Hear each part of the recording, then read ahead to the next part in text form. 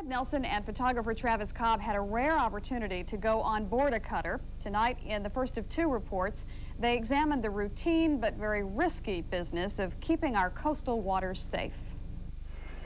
Only about 38,000 people serve in the Coast Guard, but they oversee vast areas of coastal waters. The cutter Key Biscayne generally patrols from the lower Colorado River to the Mexican border, often 200 miles out in the Gulf of Mexico. Additional help is sometimes provided, even though the cutter boasts state-of-the-art equipment. But duties can be as hazardous as when the service was formed in 1790. This day, a small fishing boat is spotted in very rough seas. The touchy task of putting a boarding party over the side gets underway. An operation on a day like this, to put a crew in a small boat and to launch it is very dangerous. Once launched, the three-man crew makes its way to the other boat. Despite waves that seem to swallow both vessels, a boarding is quickly made.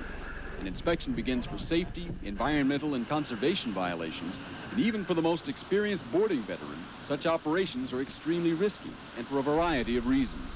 You can have bare wires, you can have oil in the bilges, a lot of potential safety hazards. When you're alongside, you got other things to worry about other than your crew people that you have on board the small boat. It gets very nervous, but you have to do your job. In this case, no violations are found, but it has been a busy year for crew members. We've racked up somewhere in the neighborhood of $185,000 in fines, most of those going to the commercial fishing industry, and then some of those going to the pleasure side, pleasure boats as well. Jacquard says since its christening last year, the Key Biscayne has made about 120 boardings. Of course, inspections like this will always be an important part of the Coast Guard's job, but increasingly crews are performing another risky duty, drug interdiction. Well, tomorrow night, we'll take a look at what's involved in that. Ted Nelson, Channel 6 News, aboard the Key Biscayne. Ted Nelson tonight continues his special report on a typical patrol in the Gulf of Mexico.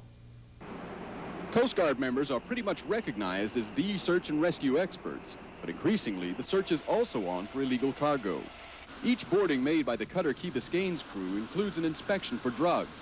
Such operations have taken the vessel as far south as the Yucatan Peninsula. Much of the work takes place at night, making for an especially tense situation. We're putting 6 people in our small boat and sending them over to this other boat. It's dark, it's rough, and we have loaded weapons on board. But it's hardly a cakewalk in broad daylight. Adverse conditions aren't the only concern the crew must often deal with. Experience has shown nothing can be taken for granted.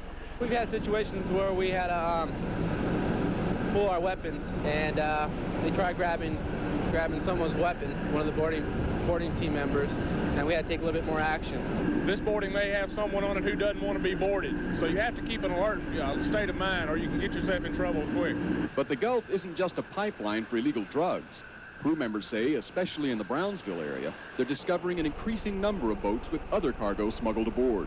We're finding that shrimp trawlers will take on the illegal aliens. I believe it's because they can hire them at a fairly economical rate. There may be easier ways to make a living, but crew members say they wouldn't have it any other way.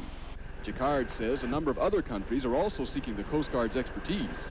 He believes as operations scale down at many of the nation's military bases, the Coast Guard's role could further increase in the coming years. Ted Nelson, Channel 6 News.